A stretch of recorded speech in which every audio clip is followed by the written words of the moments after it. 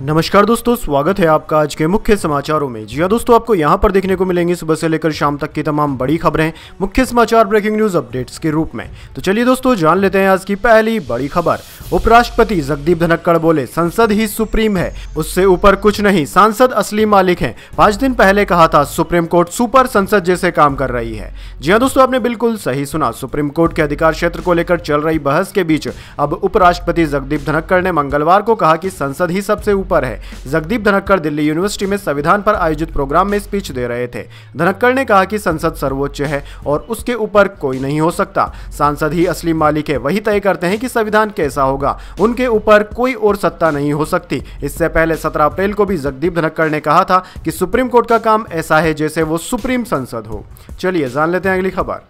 अमेरिकी उपराष्ट्रपति बोले, भारत में मेरी पत्नी मुझसे बड़ी सेलिब्रिटी है। जेडी वेंस ने परिवार समेत आमेर फोर्ट को देखा, बेटी को गोद में लेकर घूमे। जी हां दोस्तों, अमेरिकी उपराष्ट्रपति जेडी वेंस भारत दौरे पर हैं। मंगलवार को जयपुर में एक बिजनेस समिट को संबोधित करते हुए उन्होंने कहा कि भारत में मेरी पत्नी मुझसे बड़ी सेलिब्रिटी है। मैं कई देशों में गया हूं, पहली बार भारत आया हूं। अन्य देशों में नीरसता लगती है, लेकिन भारत में जीवंतता महसूस होती है। वेंस ने कहा कि मोदी एक टफ नेगोशिएटर है और भारत की इंडस्ट्री के लिए लड़ते हैं, यह मैंने कई बार देखा है। दरअसल दोस्तों, आपकी जानकारी के लिए बता दें, जेडी वेंस की पत्नी उषा भारतीय परिवार से आती हैं। चलिए दोस्तों, जान लेते हैं अगली खबर। अमेरिका में अब खालिस्तानियों की खैर नहीं, भारतीय मूल के एफबीआई डायरेक्टर बोले, कहीं भी हो खोज कर लाएंगे। जी हां दोस्तों, अमेरिका में खालिस्तानियों का बुरा वक्त शुरू हो चुका है। हाल ही में भारत के मोस्ट वांटेड अपराधियों में से एक हरप्रीत सिंह उर्फ हैप्पी पासिया को एफबीआई ने गिरफ्तार कर लिया। पंजाब में सिलसिलेवार धमाकों के लिए जिम्मेदार पासिया की गिरफ्तारी भारतीय सुरक्षा एजेंसियों के लिए बड़ी कामयाबी मानी जा रही है। खालिस्तानी ग्रुप बब्बर खालसा और आईएसआई के साथ मिलकर पासिया महाकुंभ के दौरान भी आतंकवादी वारदात को अंजाम देने की फिराक में था। चलिए जान लेते हैं अगली बड़ी खबर। जम्मू कश्मीर में आतंकी हमला, राजस्थानी टूरिस्ट की मौत, पहले नाम पूछा फिर गोली सिर में मार दी, 12 लोग हुए घायल। पहलगांव की यह घटना। जी हां दोस्तों, जम्मू कश्मीर के पहलगांव में मंगलवार दोपहर आतंकवादियों ने पर्यटकों पर फायरिंग कर दी। हमले में राजस्थान से आए एक टूरिस्ट की मौत की खबर है। मीडिया रिपोर्ट्स के अनुसार 2 आतंकी सेना की वर्दी में आए थे। पहले उन लोगों ने टूरिस्ट से नाम पूछा, इसके बाद उसके सिर में गोली मार दी और फायरिंग करते हुए भाग निकले। अधिकारियों के मुताबिक घटना बैसन घाटी में हुई। इसमें 8 लोग घायल हैं, इनमें कुछ स्थानीय भी है। हालांकि न्यूज एजेंसी पीटीआई के मुताबिक घायलों की संख्या 12 है। न्यूज एजेंसी पीटीआई को एक महिला ने फोन पर बताया कि उसके पति के सिर में गोली लगी। महिला ने अपनी पहचान नहीं बताई है। महिला ने बताया कि उसके पति से पूछा गया कि क्या वह मुस्लिम है, इसके बाद गोली मार दी। चलिए दोस्तों, जान लेते हैं अगली खबर। राहुल गांधी के बयान पर चुनाव आयोग का जवाब, कहा गलत सूचना फैलाना कानून का अपमान है, अपने पार्टी प्रतिनिधियों को भी बदनाम करता है। जी हां दोस्तों, अमेरिका दौरे पर 20 अप्रैल को राहुल गांधी ने महाराष्ट्र चुनाव पर सवाल उठाए थे। इस पर चुनाव आयोग ने मंगलवार को बयान जारी किया। चुनाव आयोग ने कहा कि भारत में जिस पैमाने और सटीकता से चुनाव होते हैं उसकी दुनिया भर में तारीफ होती है। पूरा देश जानता है कि वोटर लिस्ट तैयार करने, वोटिंग और काउंटिंग समेत हर चुनाव प्रक्रिया में सरकारी कर्मचारी शामिल होते हैं। आयोग को बदनाम करने की कोशिश करना पूरी तरह से बेतुका है। चुनाव आयोग ने कहा कि किसी के द्वारा फैलाई जा रही कोई भी गलत सूचना न केवल कानून का अपमान है, बल्कि खुद अपनी पार्टी के हजारों नियुक्त प्रतिनिधियों को भी बदनाम करता है। चलिए दोस्तों, जान लेते हैं अगली खबर। यूपीएससी सिविल सर्विसेज का फाइनल रिजल्ट हो गया जारी। शक्ति दुबे टॉपर रही, हर्षिता गोयल दूसरे और अर्चित तीसरे स्थान पर। टॉप 5 में 3 लड़कियां। जी हां दोस्तों, यूपीएससी ने सिविल सर्विसेज एग्जाम 2024 का फाइनल रिजल्ट जारी कर दिया। प्रयागराज की शक्ति दुबे ऑल इंडिया टॉपर बनी। कुल 1009 कैंडिडेट्स का नाम मेरिट लिस्ट में शामिल किया गया है। Merit list official website upsc.gov.in पर रिलीज कर दी गई है। चलिए दोस्तों, जान लेते हैं अगली खबर। हाईकोर्ट बोला, शरबत पर बाबा रामदेव का बयान माफी के लायक नहीं है, अपने विचार अपने तक ही वह सीमित रखें। बयान ने आत्मा झकझोर दी है, रामदेव हटाएंगे सारे वीडियो। जी हां दोस्तों, दिल्ली हाईकोर्ट ने मंगलवार को उस वीडियो पर नाराजगी जताई जिसमें बाबा रामदेव ने शरबत जिहाद शब्द का इस्तेमाल किया था। जस्टिस अमित बंसल ने कहा कि यह बयान माफी के लायक नहीं है, इसने कोर्ट की अंतरात्मा को झकझोर दिया है। दरअसल दोस्तों, हाईकोर्ट की फटकार के बाद पतंजलि के फाउंडर रामदेव ने कहा कि हम ऐसे सभी वीडियो हटा लेंगे जिसमें धार्मिक टिप्पणियां की गई। कोर्ट ने रामदेव को एफिडेविट दाखिल करने का भी आदेश दिया। दरअसल दोस्तों, बाबा रामदेव ने 3 अप्रैल को पतंजलि के शरबत की लॉन्चिंग की थी। उन्होंने सोशल मीडिया प्लेटफॉर्म एक्स पर कहा था कि एक कंपनी शरबत बनाती है, उससे जो पैसा मिलता है उससे मदरसे और मस्जिदें बनवाती है। बाबा रामदेव ने कहा था कि जैसे लव जिहाद और वोट जिहाद चल रहा है, वैसे ही शरबत जिहाद भी चल रहा है। चलिए दोस्तों, जान लेते हैं अगली खबर।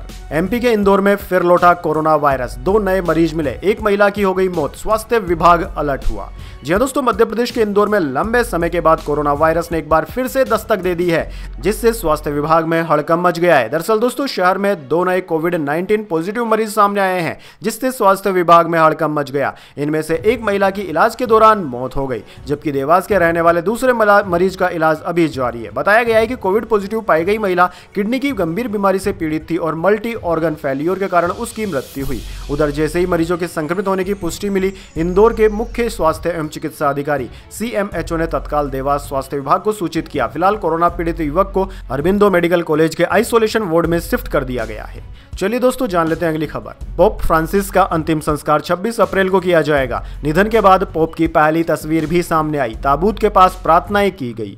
जी हां दोस्तों, कैथोलिक ईसाई धर्मगुरु पोप फ्रांसिस का अंतिम संस्कार 26 अप्रैल को किया जाएगा। जानकारी वेटिकन सिटी ने दी है। निधन के बाद उनकी पहली तस्वीर भी जारी कर दी गई। उनके पार्थिव शरीर को ताबूत में रखा गया है। दरअसल दोस्तों, शव के पास ही धार्मिक नेताओं द्वारा प्रार्थनाएं की गई। अंतिम संस्कार की तैयारी आज से ही शुरू हो गई। कैथोलिक चर्च के कार्डिनल यानी कि पादरी आज वेटिकन जाएंगे। अंतिम संस्कार में दुनिया भर के नेता और आम लोग जुटेंगे। दोस्तों, आपको बता दें, सोमवार को 88 साल की उम्र में पोप का निधन हुआ था। वेटिकन के मुताबिक स्थानीय समय के अनुसार सुबह 7:35 पर पोप ने आखिरी सांस ली थी। चलिए दोस्तों, जान लेते हैं अगली खबर। नेशनल हेराल्ड की लूट वाला बैग लिए दिखी बांसुरी Swaraj. One nation one election पर जेपीसी की बैठक में पहुंची। कमेटी 17 मई से राज्यों का दौरा करेगी।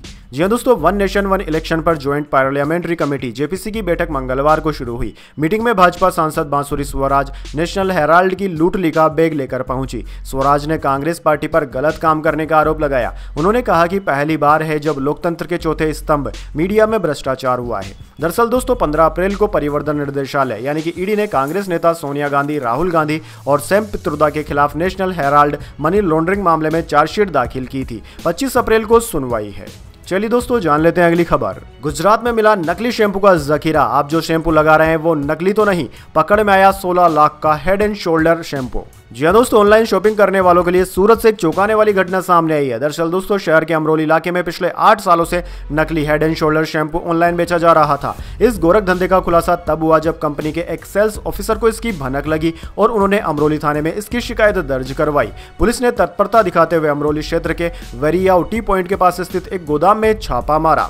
गोदाम से नकली शैम्पू से भरे 16 कार्टून स्टिकर समेत कुल 16,39,000 रुपए का माल बरामद हुआ है। चलिए दोस्तों, जान लेते हैं अगली खबर। महाराष्ट्र के चंद्रपुर में पारा 45.6 डिग्री पहुंचा। देश के 7 राज्यों में हीट वेव का अलर्ट। 20 राज्यों में आंधी बारिश की चेतावनी जारी। जी हां दोस्तों, मौसम विज्ञान विभाग ने मंगलवार को मध्य प्रदेश, राजस्थान सहित 7 राज्यों में हीट वेव का अलर्ट जारी किया। अगले कुछ दिनों में राजस्थान का तापमान फिर से बढ़ सकता है। 3 से 4 दिन में तापमान में 2 से 3 डिग्री तक की बढ़ोतरी हो सकती है। महाराष्ट्र का चंद्रपुर 45.6 डिग्री के साथ दूसरे दिन देश का सबसे गर्म जिला रहा। वहीं दोस्तों, मध्य प्रदेश में भी गर्मी का दौर जारी है। सोमवार को 27 शहरों में तापमान 40 डिग्री या इससे ज्यादा रहा था। उधर दोस्तों, भारतीय मौसम विज्ञान विभाग ने 20 राज्यों में आंधी बारिश की संभावना जताई है। इसमें अरुणाचल प्रदेश, असम और मेघालय में भारी बारिश का ऑरेंज अलर्ट भी जारी किया गया। देश के उत्तर पूर्वी राज्यों में इस हफ्ते इसी तरह का मौसम बने रहने का भी अनुमान है। वैसे दोस्तों, भारतीय मौसम विज्ञान विभाग के द्वारा जिन राज्यों में हीट वेव की चेतावनी दी गई है, उन राज्यों में हरियाणा, उत्तर प्रदेश, राजस्थान, मध्य प्रदेश, छत्तीसगढ़, ओडिशा और महाराष्ट्र का विदर्भ क्षेत्र शामिल है। जबकि उमेश वाले राज्यों में बिहार, झारखंड, गोवा, गुजरात, महाराष्ट्र, तमिलनाडु, पुडुचेरी और आंध्र प्रदेश शामिल है। इसके अलावा आंधी और बारिश की चेतावनी वाले राज्यों में हिमाचल प्रदेश, जम्मू कश्मीर, लद्दाख, उत्तराखंड, ओडिशा, पश्चिम बंगाल, असम, मेघालय, उत्तर प्रदेश, अरुणाचल प्रदेश, मिजोरम, नागालैंड, सिक्किम, महाराष्ट्र, कर्नाटक, आंध्र प्रदेश, तमिलनाडु, पुडुचेरी और तेलंगाना शामिल है। चलिए दोस्तों, जान लेते हैं अगली खबर। सऊदी अरब पहुंचे प्रधानमंत्री नरेंद्र मोदी। जेदा में हुआ भव्य स्वागत। रॉयल सऊदी एयरफोर्स के F-15 फाइटर जेट्स ने किया एस्कॉर्ट। जी हां दोस्तों, प्रधानमंत्री नरेंद्र मोदी मंगलवार को सऊदी अरब के क्राउन प्रिंस मोहम्मद बिन सलमान के निमंत्रण पर 2 दिवसीय ऐतिहासिक दौरे पर जेदा पहुंच चुके हैं। उनका वहां एयरपोर्ट पर भव्य स्वागत किया गया। यह न केवल उनकी तीसरी सऊदी यात्रा है, बल्कि पहली बार वह जेदा शहर गए हैं, जो भारत सऊदी संबंधों का ऐतिहासिक केंद्र भी रहा है। इस यात्रा के दौरान कम से कम 6 अहम समझौतों पर हस्ताक्षर होने की उम्मीद है। चलिए दोस्तों, जान लेते हैं अगली खबर। अमेरिका भारत ट्रेड डील की शर्तें हो गई फाइनल। उपराष्ट्रपति जेडी वैंस बोले, इससे दोनों देशों के बीच फाइनल डील का रोड मैप तैयार होगा। जी हाँ दोस्तों, अमेरिका और भारत ने ट्रेड डील की शर्तों को फाइनल कर लिया है। इसे टर्म्स ऑफ रेफरेंस यानी कि TORS कहते हैं। अमेरिकी उपराष्ट्रपति जेडी वैंस ने मंगलवार 22 अप्रैल को जयपुर के राजस्थान इंटरनेशनल सेंटर में एक इवेंट में यह जानकारी दी। जेडी वैंस ने कहा कि मेरा मानना है कि यह राष्ट्रपति ट्रंप और प्रधानमंत्री नरेंद्र मोदी के विजन को साकार करने की दिशा में महत्वपूर्ण कदम है। यह फाइनल डील का एक रोड मैप तैयार करेगा। चलिए दोस्तों, जान लेते हैं अगली खबर। कर्नाटक के पूर्व डीजीपी की हत्या का मामला, बेटी पत्नी हुई गिरफ्तार, गूगल की मदद से हत्या की साजिश, सर्च किया, गले की नस काटने से मौत कैसे होती है। जी दोस्तों, कर्नाटक के पूर्व पुलिस महानिदेशक डीजीपी ओम प्रकाश की हत्या के मामले में पत्नी पल्लवी को पुलिस ने अरेस्ट कर लिया। इसके बाद उसे कोर्ट में पेश किया गया, जहां से 14 दिन की जुडिशियल कस्टडी में भेज दिया गया। मीडिया रिपोर्ट्स के मुताबिक बेटी को भी अरेस्ट किया गया है। पुलिस सोर्स के अनुसार घटना के समय ओम प्रकाश खाना खा रहे थे। इस दौरान दोनों के बीच झगड़ा हुआ। यह इतना बढ़ गया कि पत्नी ने उनकी हत्या कर दी। पल्लवी ने पहले ओम प्रकाश पर मिर्च पाउडर फेंका। जब जलन से राहत पाने के लिए पूर्व डीजीपी इधर उधर भाग रहे थे तो पल्लवी ने उनकी गर्दन, पेट और छाती पर चाकू से 10-12 वार कर दिए थे। इस वारदात के दौरान बेटी कृति भी वहीं मौजूद थी। चलिए दोस्तों, जान लेते हैं अगली खबर। इंदौर में फर्जी वेब सीरीज से मिला आइडिया, होटल में छापते थे नकली नोट, रंगे हाथों पकड़ा गया गैंग। जी हां दोस्तों, इंदौर क्राइम ब्रांच ने नकली नोट छापने वाले एक गिरोह का खुलासा किया है। दरअसल दोस्तों, जो फर्जी नाम की वेब सीरीज से प्रेरित होकर इस काम को अंजाम दे रहा था, पुलिस ने MIG थाना क्षेत्र के एक होटल पर छापेमारी करते हुए इस गैंग को रंगे हाथों पकड़ लिया। छापेमारी के दौरान आरोपियों के पास से नकली नोट छापने की मशीनें, कागज, स्याही समेत 50,000 रुपए के नकली नोट बरामद किए गए हैं। पूछताछ में आरोपियों ने कबूल किया कि वे सोशल मीडिया के जरिए एक दूसरे से जुड़े और नकली नोट बनाने की योजना बनाई। चलिए दोस्तों, जान लेते हैं इसके बाद अगली बड़ी खबर। लेकिन उससे पहले मेरी आपसे एक छोटी सी रिक्वेस्ट है, अगर दोस्तों आपको अभी तक हमारी न्यूज़ पसंद आई तो एक छोटा सा लाइक जरूर दे दीजिए, और अगर आपको पसंद नहीं आई है तो बेशक आप डिसलाइक भी कर सकते हैं। लेकिन दोस्तों, लाइक और डिसलाइक जरूर कीजिए, क्योंकि दोस्तों यही हमारी मेहनत का फल होता है और इसी से हमें पता चलता है कि आपको हमारी वीडियोज़ पसंद आ रही है या नहीं। तो चलिए दोस्तों, जान लेते हैं अगली बड़ी खबर।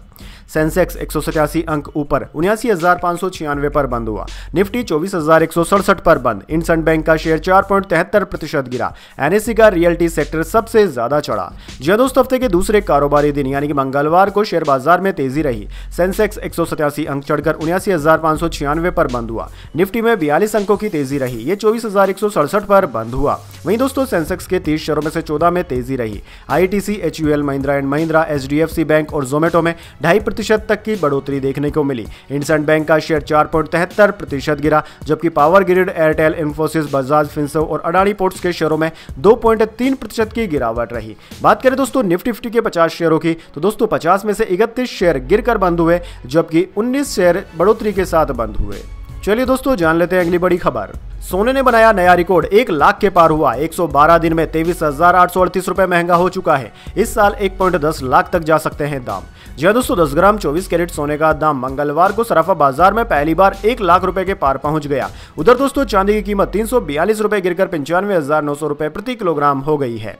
दोस्तों, सोमवार को चांदी का भाव 96,242 रुपए प्रति किलोग्राम पर था। दोस्तों, आपकी जानकारी के लिए बता दें, सन 1947 में जब भारत देश आजाद हुआ था, उस वक्त सोना 88.62 रुपए प्रति 10 ग्राम पर था, जो कि अब 1 लाख पर है। यानी कि तब से लेकर अब तक सोना 1127 गुना यानी कि 1,12,741% महंगा हो चुका है। 1947 में चांदी का भाव करीब 107 रुपए प्रति किलोग्राम था, जो कि अब 95,900 रुपए पर पहुंच चुका है। चलिए दोस्तों, जान लेते हैं अगली बड़ी खबर। महाराष्ट्र में ओला के 121 स्टोर्स होंगे बंद। ट्रेड सर्टिफिकेट नहीं होने के चलते ट्रांसपोर्ट विभाग की कार्रवाई। पिछले महीने 32 स्टोर्स पर रेड हुई थी।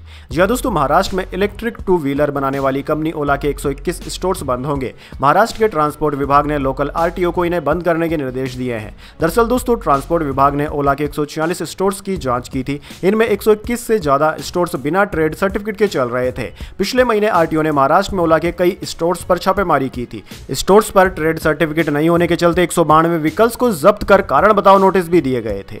चलिए दोस्तों, जान लेते हैं अगली खबर।